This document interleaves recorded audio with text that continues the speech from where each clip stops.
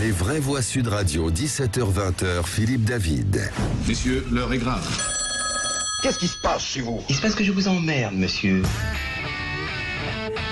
Vous dites deux mots, on les sort de leur contexte, ils paraissent affreux. Mais je vous emmerde, mon petit vieux. On ne fait rien bouger si on n'est pas pétri d'un respect infini pour chacun. Je vous emmerde, voilà, je vous emmerde tous. Dans certains de mes propos, j'ai blessé des gens. Et c'est ça que je ne referai plus. Tu m'emmerdes gentiment, affectueusement, avec amour, mais tu m'emmerdes. Sud Radio, les vraies voix. Le débat est ouvert. On a eu du Thierry Lhermitte et du Gabin. Bravo à Jamel pour cette excellente compilation de sons. Le moins qu'on puisse dire est que l'entrée en campagne d'Emmanuel Macron est fracassante. Dans la même interview au Parisien, il fait quasiment acte de candidature en déclarant, je cite, « Il n'y a pas de faux suspense, j'ai envie. Dès qu'il y aura les conditions sanitaires qui le permettent et que j'aurai clarifié ce sujet, en moi-même et par rapport à l'équation politique, je dirai ce qu'il en est avec la même liberté, car je ne veux rien m'interdire. » Tout en affirmant, je cite à nouveau, « Les non-vaccinés, j'ai très envie de les emmerder et donc on va continuer de le faire jusqu'au bout. » Un discours pour le moins peu rassembleur pour un candidat à la présidentielle, d'où notre grand débat. Macron emmerde les non-vaccinés, est suicidaire politiquement. Et vous êtes 86,4% à dire oui avec nous. Ghislaine Pierrat, docteur en communication politique et directrice parlementaire à l'Assemblée nationale, bonsoir. Bonsoir. Il y a 10 jours à peine, Emmanuel Macron disait qu'il regrettait ses propos qui ont pu blesser. Chasser le naturel, il revient au galop. Non, c'est pas ça. Beaucoup brandissent l'étendard de la liberté. Moi, je revendique ma liberté intellectuelle. Et du coup, je suis pour et je soutiens ces propos. Pourquoi? J'ai compris, j'ai entendu que Macron dit aux Français, je vais vous tanner, je vais vous enquiquiner, je vais vous emmerder jusqu'à la moelle, jusqu'à ce qu'on arrive à convaincre les non-vaccinés. Donc ça, c'est je vous protégerai, j'ai entendu, je vous protégerai contre vous-même. C'est ça que j'ai entendu. Philippe Bilger. Ah, Françoise Degois. Moi, je vous aime beaucoup, hein, mais je comprends pas comment on peut oser faire de la post-théorisation comme ça. Ça m'étonne d'ailleurs de vous, parce que vous êtes beaucoup plus modéré. On ne peut pas défendre ce qu'a dit le chef de l'État. C'est absolument impossible de défendre cette façon de parler.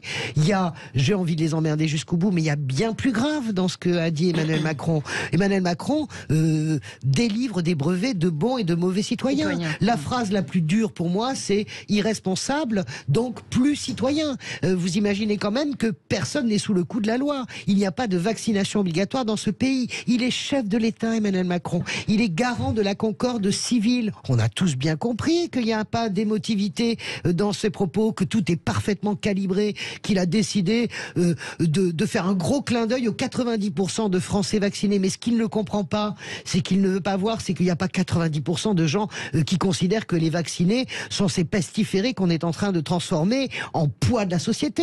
Vous imaginez que depuis 15 jours, les non-vaccinés sont responsables de tout, bientôt du règlement climatique. Ils sont responsables de l'effondrement du système hospitalier, de la démission des soignants, je l'ai entendu dans la bouche du gouvernement. Ils sont responsables de la reprise épidémique. 325 000 cas aujourd'hui, annonce Olivier Véran. 90% de Français vaccinés. Vous croyez vraiment que c'est les non-vaccinés qui se contaminent? Je trouve indigne, je le dis vraiment. Et ça aurait été un président de gauche, aurait été pareil. Comment un président de la République peut parler comme ça? Il abaisse sa fonction. Il le fait pour des raisons purement cynique, avec son esprit tortueux habituel. Il y a 15 jours, le 15 décembre, interrogé par Darius Rochebain, il nous versait des larmes de crocodile sur la dureté de son ton. Le 5 janvier, il récidive. Et en plus de ça, il disqualifie des gens qui n'ont commis aucun acte illégal. Moi, je trouve ça dingue. Ce que je trouve encore plus dingue, c'est depuis ce matin, la théorisation sur l'ensemble des chaînes mainstream de ce coup de génie politique que serait Emmanuel Macron. Comment est-ce qu'on peut être dans une telle propagande macroniste? Je ne comprends pas. Ghislaine Pierrat. Non, les gens qui occupent les réanimations, 85% sont des non-vaccinés. Donc, il y a une saturation du système hospitalier, il y a une déprogrammation des gens, des soins qui ont un cancer et qui veulent se faire opérer. Non, ça, c'est pas prouvé. Et si c'est prouvé, c'est pas vrai. y a beaucoup de médecins qui disent que ça n'est pas vrai. Ça n'est pas vrai et qu'on ne peut pas globaliser. Pardon. Je finis. Donc il y a un contexte de fatigue épouvantable. Les gens sont excédés. On ne sait plus comment convaincre les non-vaccinés. Je suis d'accord sur le thème du citoyen. Citoyen, d'accord. On n'est pas, c'est pas parce que on est. C'est normal qu'un président parle comme ça. Vous êtes parlementaire, vous trouvez normal, Ghislaine, qu'un président parle comme ça? Moi, je trouve ça normal, moi. Je trouve qu'il a normal. Je trouve qu'il fait des erreurs. Je trouve qu'il fait des erreurs de vocabulaire. Il aurait pu dire enquiquiner, il aurait pu dire tanner. Je veux vous protéger contre vous-même. Et il ne faut pas non plus caricaturer. Donc, à un moment donné, il y a 85% des réanimations qui sont occupées par les non-vaccinés. Et il y a des gens qui ont eu le cancer et qui veulent se faire opérer et qui ne peuvent pas parce qu'il y a une déprogrammation des soins. Ça, c'est le réel. Et tous les soignants, il y a beaucoup de soignants qui disent pas ça. Mais il y a beaucoup de médecins de réanimation qui ne disent pas ça. Le vocabulaire, il est peut-être pas approprié. On est d'accord, il a pas besoin de dire emmerder. Pompidou en 66, ça va employer le même mot. Excusez-moi, Guylaine, je refuse qu'on mette le débat. Je refuse qu'on mette le débat sur une question lexicale. Ce n'est pas une question lexicale. C'est très grave qu'un président de la République utilise une pandémie, utilise cela pour cliver et fracturer les Français. Je trouve ça dingue que vous euphémisiez. C'est dramatique. François Hollande aurait fait ça. Jean-Luc Mélenchon. François Hollande, il a fait pire. Jean-Luc Mélenchon. Chacun son tour. Jean-Luc Mélenchon, vous l'avez jamais entendu, il l'a jamais déclaré officiellement. Vous lisez les bouquins de Valérie Trierweiler. Chacun son tour. Jean-Luc Mélenchon aurait fait ça. Parce que vous criez, vous avez raison. Philippe Bilger. Ça me révolte. Philippe Bilger. Soyez pas choqué par ça. Philippe Bilger. Non mais pardon. D'abord, je trouve que la comparaison entre Pompidou et Emmanuel Macron est absurde. Parce que Emmanuel Macron, pour, de mon point de vue, une juste cause sanitaire, s'en prend à une minorité de Français, alors que Pompidou les défendait tous dans sa fameuse phrase. Oui, je rappelle, Pompidou avait dit cessez d'emmerder les Français avec les règlements. Pompidou, c'était positif, Macron, c'est négatif. Voilà. Deuxième, il avait employé le même mot. Philippe, il avait employé le même mot. Philippe Bilger. Voilà. Alors, si je peux poursuivre, j'ai deux réserves. Évidemment, la première, c'est qu'à mon avis, un président ne devrait pas parler comme ça. Mais malheureusement, Emmanuel Macron n'est pas le premier à dégrader sa fonction par la dénaturation du langage. C'est scandaleux de parler de cette sorte. Deuxième réserve, c'est que techniquement, je crains qu'en ayant parlé de la sorte, en disant que sa volonté était d'emmerder ceux qui n'étaient pas vaccinés, il fasse perdre tout crédit à sa future politique. Mais là où je n'ai pas pu entendre tout le discours de Françoise, je suis persuadé malheureusement que cette provocation calculée, tout à fait délibérée, va lui apporter énormément de choses, parce qu'évidemment il a exprimé d'une manière vulgaire quelque chose que je regrette, mais qui rejoint un sentiment profond d'une majorité silencieuse qui est exaspérée par ceux qui sont anti-vax.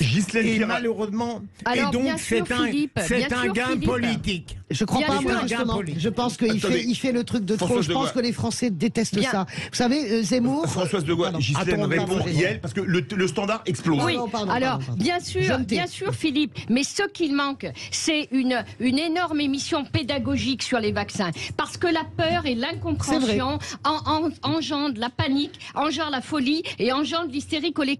Philippe, est-ce que tu as vu le gars de LCI qui se fait vilipender par des gens qui lui disent je vais vous casser la gueule. À un moment donné, il y a une hystérie collective dans le pays. Effectivement, mais justement, est-ce qu'avec ses propos, le président de la République ne jette pas des bidons d'essence sur le feu? Mais bien sûr, il le fait. Mais il faut arrêter de renverser la situation. Attends, je vais finir là-dessus. Il faut de la pédagogie sur le vaccin parce qu'on est en plein brouillard, qu'il y a des intox sur le nez. Moi, j'ai discuté avec des non-vaccinés qui disent j'ai lu le professeur Perron, j'ai lu des intox sur Internet et qui y croient.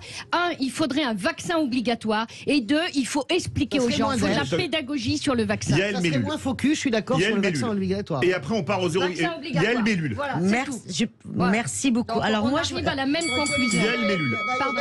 Ah là là, merci beaucoup. Alors moi déjà, je voudrais répondre à la question qui a été posée. Est-ce que c'est suicidaire ou pas? Oui. Alors moi, de mon Réponse point de le vue, 10 avril. Voilà. Moi, de mon point de vue, c'est tout sauf suicidaire. Mais vraiment. Déjà parce que. Dans le micro. Déjà parce que et je suis pas la seule d'ailleurs, à comprendre que Emmanuel Macron ne parle pas tant en qualité de président de la République, mais maintenant en tant que candidat.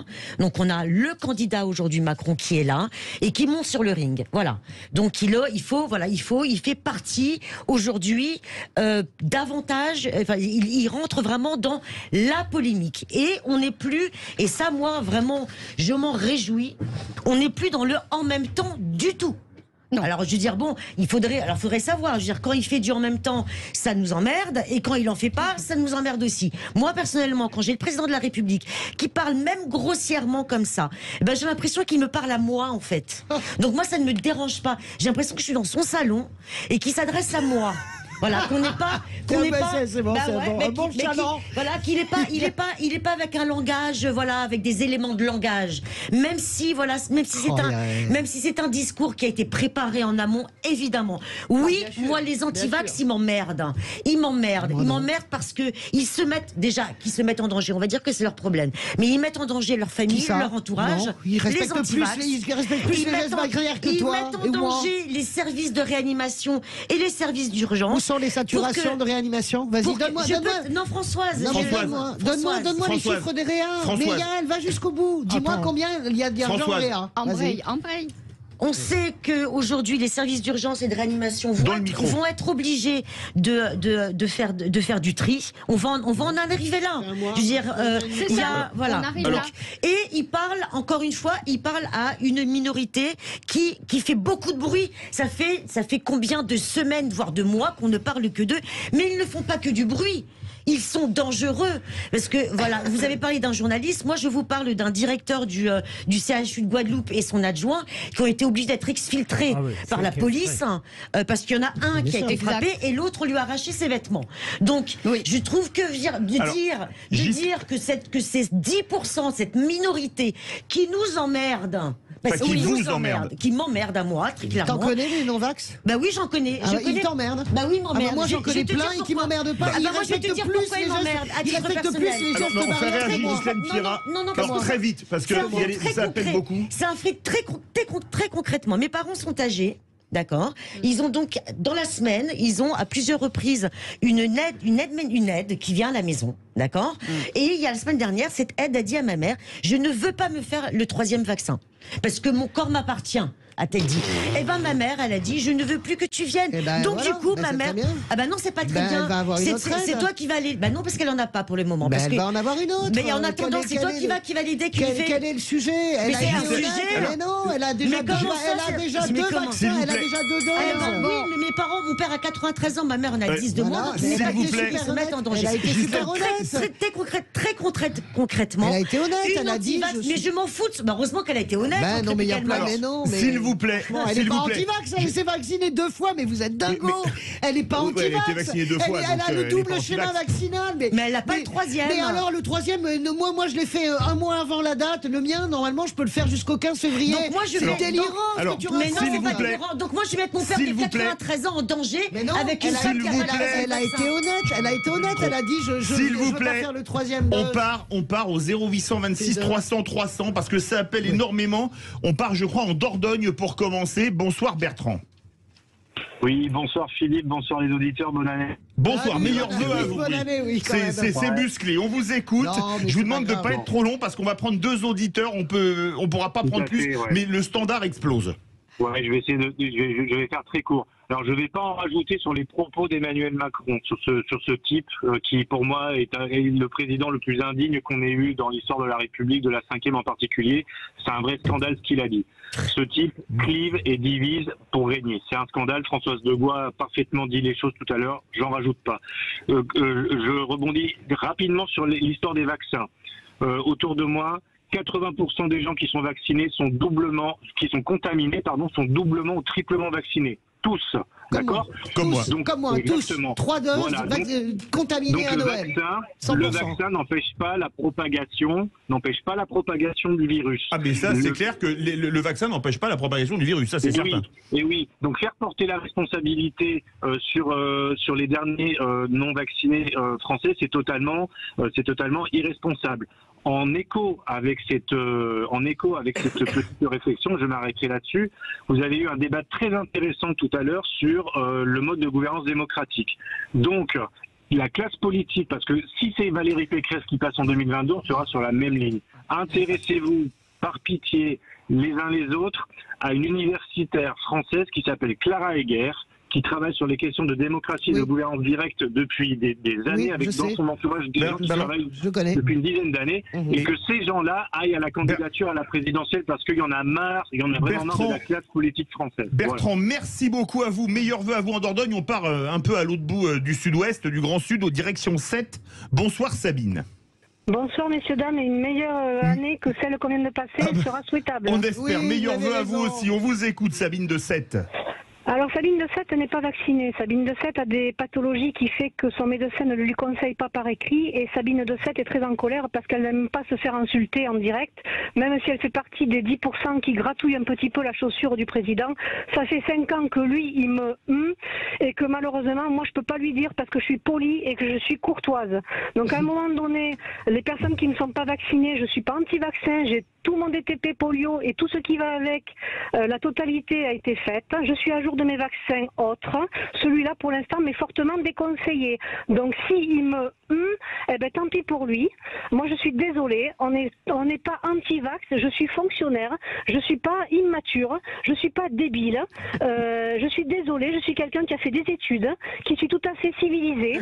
Je suis pas une anarchique. Vous n'êtes pas platiste. Vous croyez pas que la Terre est plate et vous votez pas à l'extrême droite ou à l'extrême droite. Voilà, c'est ça. Exactement. Alors, voilà. Je suis une personne normale avec un QI, je pense, assez normal. Voilà. Et je pense que c'est pas parce qu'on n'est pas vacciné qu'on doit se faire traiter de la sorte. Je trouve ça regrettable. Alors, merci beaucoup, Sabine de Sète. On a quelqu'un qu'on connaît sur Sud Radio. Il passe régulièrement chez Valérie Expert et Italiano. Buonasera. Matteo Ghisalberti. Bonsoir. Alors, vous voulez réagir en tant qu'Italien, justement, pour conclure, mais très rapidement.